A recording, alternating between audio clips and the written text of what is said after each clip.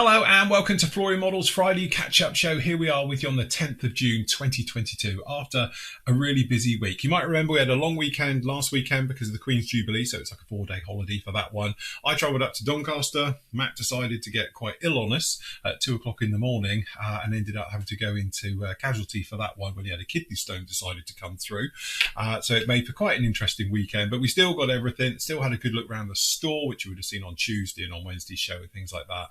And it's all looking really, really good up there. And then obviously back this week, and we were really pushing in very, very quickly. So Monday, we started with the Jaguar again. So this is our, I'm calling this the sort of then and now build. What I've done is I've gone back to one of my builds I did 18 years ago, and I'm looking at how I went about building it.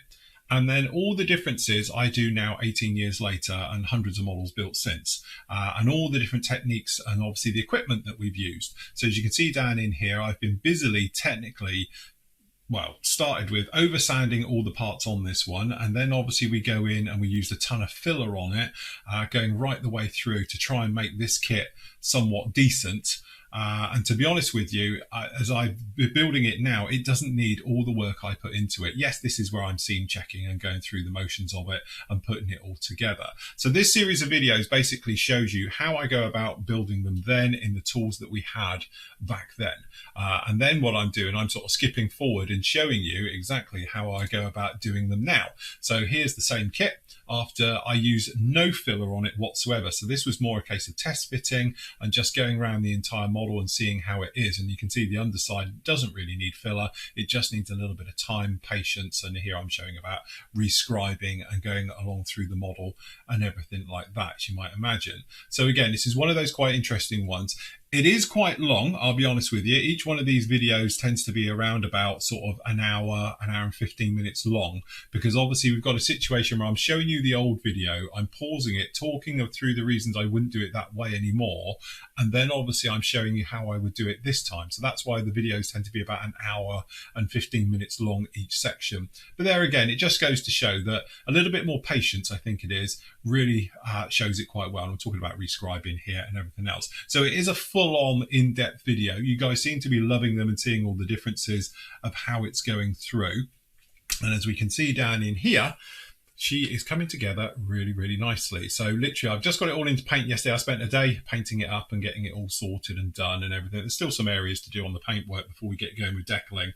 But yeah, it's a totally different bird really at the end of the day. But it's coming together really, really nicely.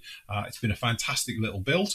And I must admit, I am thoroughly enjoying it and showing you the differences between old school and new school. And it's quite interesting because you tend to forget what's changed and what's come along in the hobby and how certainly your techniques have changed and things like that. And this is definitely one of those situations, because at the end of the day, you know, we're all a little bit blindsided by new products coming out and new techniques. And sometimes the old ones are still really, really good and they work really, really well. And that's what I think I've been doing over the last sort of at least 6 months now, is that I've been looking at the way I've been doing my modeling and just taking a step back and thinking, do you know what, we use that, but why don't we use the old stuff? Because there was nothing wrong with the old way of doing it. So super glue filler, I've gone back to using all the time, because I just find super glue and a little bit of talc, it gives me instant, no shrinkage. You can rescribe it, you can sand it, you know, you can re-rivet it, no problem at all. But it got overlooked for many, many years. And again, some of the products that we use now, you're thinking, well, why did I do all of that? Why don't I just do it the old school way? So this is definitely one of these sort of hybrid builds, if you like. I'm looking at the old way of doing it. And to be honest, most of it, I'm like this going, oh, you idiot, why are you doing that? You know, you'll see it in that video where I'm actually saying, and I pause the camera and say, what am I doing? Because I'm sanding all the detail away. I'm obliterating all the detail. I'm going to have to put it all back in, when if I'd scrape cleaned it and taken a little bit more care, no problem at all. But again, I think this shows, because this is exactly the same kit. Obviously that one's a 2-seat version, this is a single seat, but it's essentially the same kit, just a different front end. And this one is coming along with no filler in it, and that's the difference. And I think that shows. And then obviously, as you'll see in a minute, we talk about the painting phase, and that literally is like, what am I doing? It's almost cringeable to watch it, and that's why I do a lot of pausing and saying, don't do that, that's wrong. What I'm saying is complete twaddle. You know, you want to do it this way, and I think that's the beauty about going back. Not only is it a refresher for me, it might help you guys as well by seeing, you know, little techniques and thinking, well, I've always done it that way. but then it's more popular to do it this way. And it's like, don't be put off. Just keep with your old ones because they work really, really well. But anyway, it is coming on nicely. We'll talk about more of that in a moment. Tuesday, we were doing the little vlog show. So again, I was talking about obviously everything. So we just pause all of that. We were talking about obviously everything from the actual PM store. So obviously I was up there. Some of the kits that I brought back, some of the paints, some of the glues, some of the tapes. Just think what else I brought back. Oils and various things. But obviously the PM store, as a lot of you know, it's had a massive revamp. We've had a huge sale that's been going on to clear some stock because we couldn't see the floor. There's John. And going through. So I've given you a little bit of a guided tour and a little bit behind the scenes and everything up at the PM store as well. So you can see exactly what we're doing and going on, and obviously our new ranges that we're taking on and various things like that. So that was on there. And then obviously when I came back, if I just shuffle forward a little bit, we were talking obviously about the products that I brought back and some of the gear and some of the projects that I was working with. And then obviously we were talking about all the latest things coming up as well. So obviously the group build's coming to an end and all things like that. So if you want to catch up with that show, that is there with you right now. Wednesday was the PM show. Because Matt obviously was ill, he was dying on us. It was just me and Andy, and we obviously took you through the PM store, what's going on, the latest releases. We were talking about some of the things that's coming down the line. A lot of the pre-orders have come in as well, so we were talking about those and the bits and pieces. The other thing as well on Wednesday is I put the first of this week's reviews up, which is the gorgeous fine mold 72nd scale F4D. Obviously, there's a few different flavours of it up there, but this is this particular one. And again, it's one of those kits. It's absolutely beautiful. So the sort of full video review of that is up. And again, I know a lot of people say, God, they're a lot of money for a 72nd scale kit. But if you see the details on this kit, it's on a par with anything you find in 32nd and 48. It is the ultimate F4. As you say, all the details are there. It's absolutely a gorgeous kit. So if you are thinking of going sort of the smaller scales, the gentleman scale as we call it, 72nd, nowadays you are not sport for choice on kits. There's lots and lots of great kits out there in this scale. And this one, you even get the pilots for it as well. So you actually get crew right the way through. But you can see it's got some really nice options in that particular kit. So if you want to go off and see that review, that is up on the site right now. And that is down in there just like that. Last night was the live show. Yeah. What can we say? Yes, we're back. Sorry if we upset anyone. I don't think we did. We haven't had any complaints, but you know what it's like. We tend to sort of free will these days. Now we're not on YouTube being monetized and all the rest of it. So we get up to all types of antics. So if you want to see that one, obviously members, just click in. It'll take you off to the recording of that one from last night down in there. So all good stuff. And there we are, all looking very jolly down in there. Oh, and he's just about to slurp on his coffee. So yes, you can see all about that one. And then that brings us bang up to date. Today, there's the next part of the Jaguar. And again, this one's about an hour and 15 minutes as well. And it talks about obviously going through the painting stages and all things like that. As you can see down in here, I'm actually doing the paintwork. So we've used some camo, but previously we were looking back how I did it in the old days and like, what is that? Is that pre-shading or black basing? Hard to tell. There's not a lot of primer left in there. Anyway, that's why we do it definitely differently these days. But I do pause and talk and make our way through. But I'm showing you exactly how not to do it, basically. And then a little bit further on, you'll see me going through the motions of obviously doing it on the Jag here. So that's the grey coat going down. And then obviously we talk about going through the masking on this one. So I make up masking templates because I'm cheap. And then obviously we talk about spraying those in and getting it. Not only is the camera a lot better, because these days they're not literally analog, yeah, hopefully the technique is a little bit better as well. So that's showing you literally down in there. And here she is.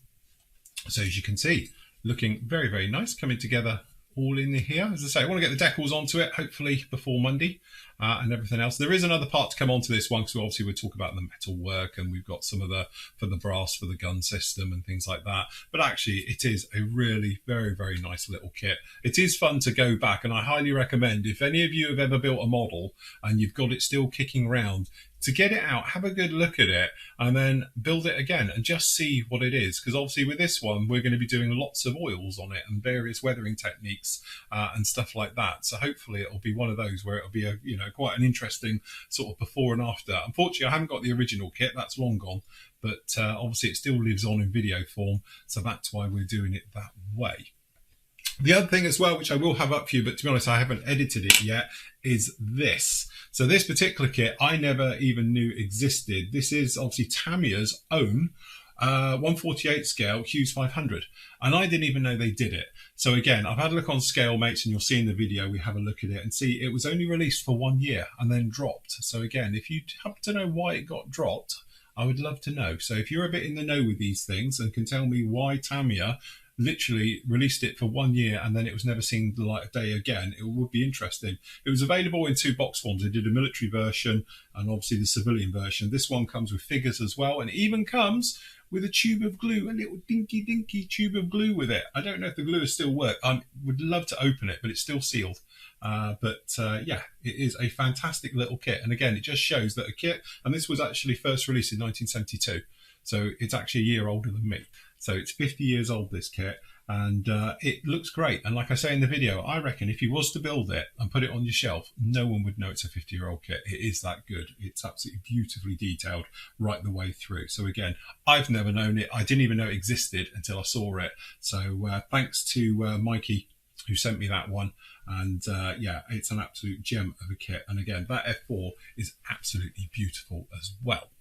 Other thing to talk about, we have over on the PM store, obviously the video that you can see, but obviously we've had a bit of a move around and sort a lot of things out, as you can possibly see. Where's my thing? Special offers have all been updated as we promised we would do. So down in here, we've got the various ones. So we've got that B26. Down in here, we've actually got a bit of a deal going on, as you can see, with the Boba Fett. This is the big one as well. So if you fancy getting yourself one of the bigger Boba Fett ships, as I say, I don't think we can call it Slave One anymore. We just call it Boba Fett ship, but just 38 quid. So a bit of a bargain there. We've got the fly catchers. We've got the gorgeous AMK 48 scale Foxhound. Beautiful kit with the bits and pieces with that one, and you can see all of these other ones down in here as well. So we've got some absolutely fantastic kits, as you might imagine. So if you want to grab any of these, grab them, because again, this will be changing weekly now. Now we're on top of everything. They will be changing out weekly. We've still got some of the damaged boxes as well, but as I say, the ones at the top are just like that. And then over in the store, don't forget, we've still got our 25% mega sale going on. So the mega sale, as you can see, various changes to it. But again, once it's gone, it's gone. I know somebody's asked me about the Revell. We're not stocking Revell anymore. That's why it's in this section. Again, so where you see it on the video where I'm showing the Revell section, that is all in here. So when it's gone again. So again, grab yourself any bits and pieces, some nice stuff down in there. But when it is gone, and it's all 25% off. So I know already we've had some people say, oh, can you get? We can get it back in, but obviously we charge full price for it. So this is just our own personal warehouse stock that we're trying to shift and make a little bit of room in there. Again, we've had lots of bits and pieces all coming in. We've had various of the pre-orders, things like that. Obviously, don't forget, we've got all the Gen 3s in now as well. So if you're an acrylic painter, we've got you back on that one these days with a full range of absolutely everything from them, plus about all your other stuff. The manufacturers you see down in here, these are the ones we'll be continue to stock. If they're not on there, we're not going to be stocking those anymore right the way through.